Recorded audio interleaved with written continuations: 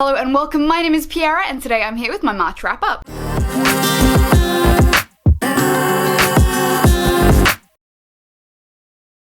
This is the second time I'm filming this video. I originally filmed this video on like the 27th of March because I was like, oh, I'm not gonna have any time to read any more books. Managed to read another 3 books, so I'm a liar. And instead of just like inserting future me portions of this video, I'm like, fuck it, I'll just redo the whole thing because my hair looks good today, so vain. So yeah, this month was pretty good in terms of reading, pretty slow in terms of living. I managed to read 11 books and DNF 2 books. I started my vet nursing degree, so I've gone back to TAFE, which is kind of like college, I believe, to study veterinary nursing because I thought I would like to add that to my knowledge on animals. So now I'm also doing that, which is hard, but rewarding, but sad, but I'm enjoying it. What else this month? Everly should be home tomorrow. She's been in hospital for I think about over a month now, getting her stem cells and a set of chemo done. They basically just flushed her entire body of like absolutely everything and then just had to rebuild it. So she should hopefully be home tomorrow, which is super exciting. We also made a new short film that's called Her, and you can see it above on Red Skeleton Crew. This is an example of me just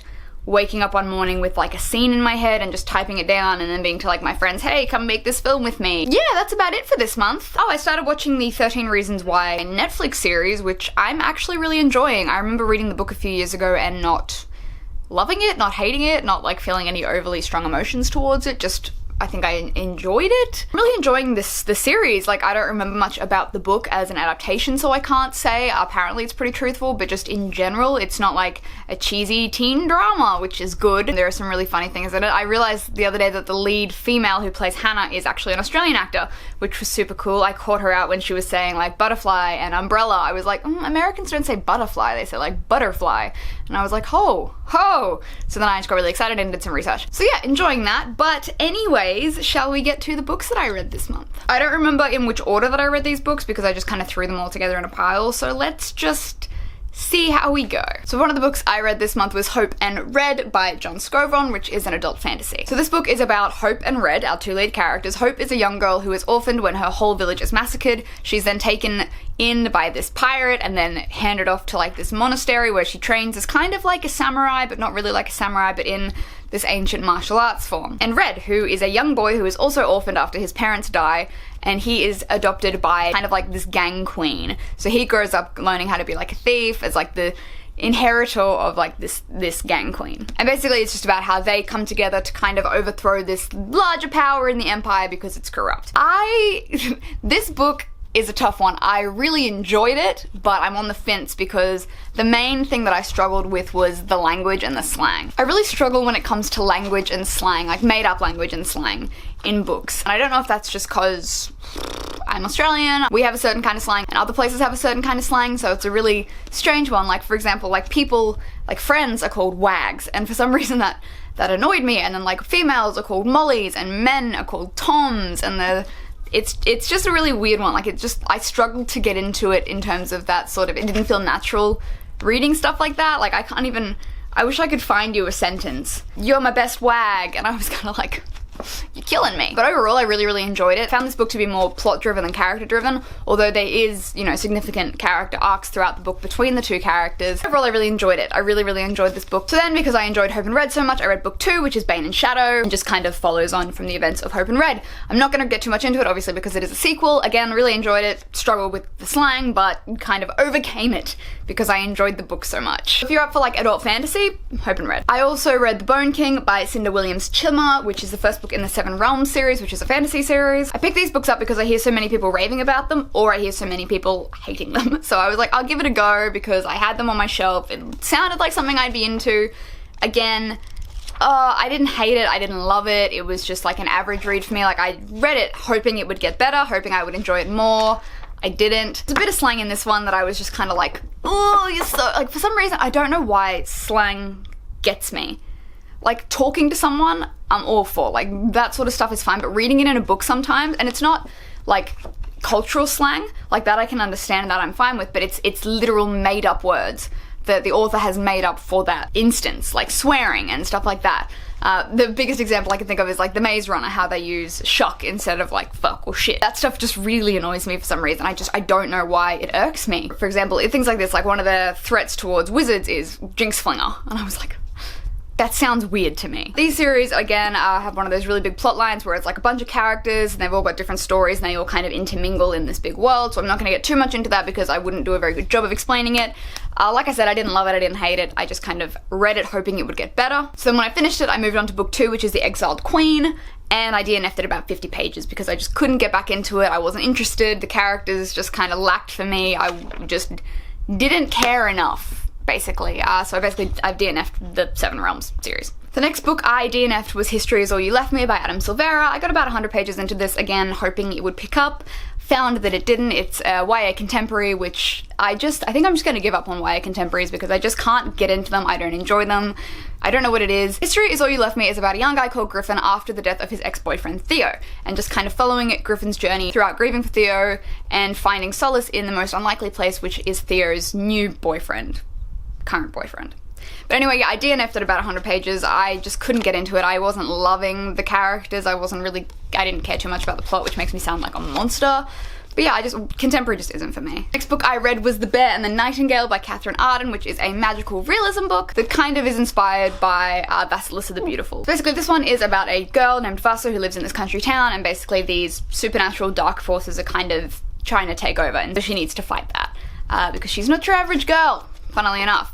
Super shitty explanation, but I find magical realism one of the hardest ones to kind of explain because it's usually all the intricacies and like the cool little tie-ins that I want to tell you, but I don't want to spoil it. I didn't expect to love this book because I did struggle at the beginning. Oh look, I struggled the whole way through it with just the writing style because I'm not used to magical realism. But I absolutely loved this book. I found it really interesting, really cool, magical, I guess is the best word for it.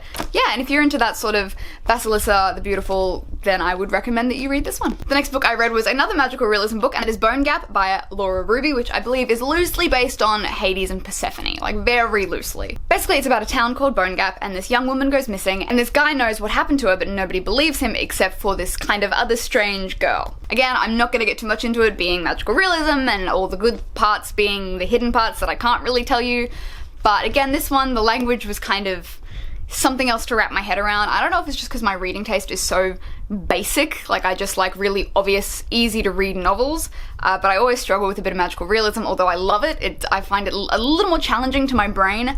I did really enjoy The Bone Gap though. I also read The Crimson Throne by Christy Stallard, which is a book I was sent for review. This one's more of like a supernatural sort of book. It's about a young girl who lives in this section 18 because on the outside of the walls it's kind of overrun with like supernatural creatures. I enjoyed this book. Obviously, I believe this book is the author's first book, so there was a lot of, you know, first book, I don't know, syndrome.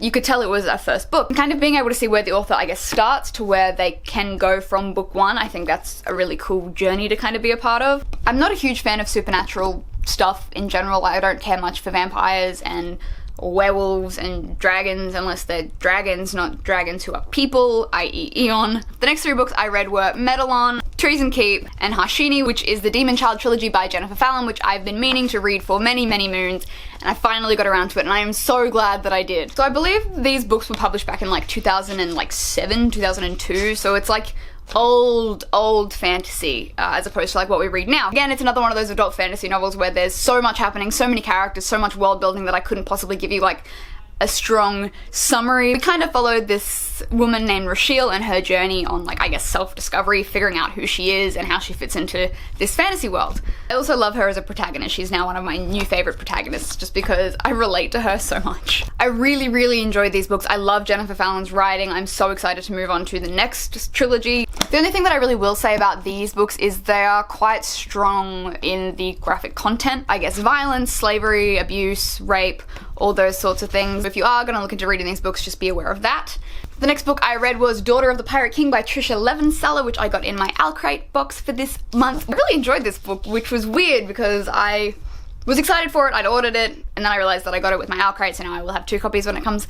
But it's basically about the daughter of the Pirate King. It's about this young girl named Alosa who is the daughter of the Pirate King, and basically she's on a mission to find this map which will lead them to this island of treasure as usual. She plans to get herself caught by the enemy to search their ship for the map part, and kind of her story along with that. With a twist that you find out. I kind of picked it early on, but it was still really cool to kind of experience. But I really liked this book. It was a nice easy read. I wasn't like overly invested. There was a bit of insta love in there which I was kind of like but But overall, I really enjoyed this book. I like Alosa as a protagonist. I thought she was a bit of fun. So that was very cool to read. And the final book that I read for this month was The Bone Witch by Rin Chapeko, which I loved. It's a tough one because there are problems with it, but I also really enjoyed it even though there were problems with it. So this one is about a young girl named Taya who is a bone witch. So she finds out that she kind of has the ability to, I guess, raise the dead is the best way to put it, and kind of her journey on training to become an Asha, which is kind of like your highly regarded bone witch. But of course that comes with its challenges. I really enjoyed this book. With the story part of it, like the narrative part of it, I found a lot of similarities to Memoirs of a Geisha. That sort of vibe of going to a place, being an Asha reminds me of being a geisha, if that makes sense. But I found this book absolutely beautiful. I really, really loved it. I loved, I guess, the mythology side of it, or the Deva and stuff like that, which are your demons. But yeah, I absolutely loved it, and I love this cover because I think it's absolutely amazing. Yeah, a bit of insta-love in this one too, which was kind of, I mean, it took a backseat to the main narrative, which was really good. You know, like, she sees this guy and then she falls in love with him, and they have, I think, about like 3 scenes in the entire book, which was annoying, but like I said, I enjoyed the main narrative more so than like the side plots. Definitely recommend this one if you're into fantasy. Cool, so that is my March wrap up. Those are the books that I read in the month of March. Yes! So anyways, I hope you guys enjoyed this video, and I will see you next time. Bye!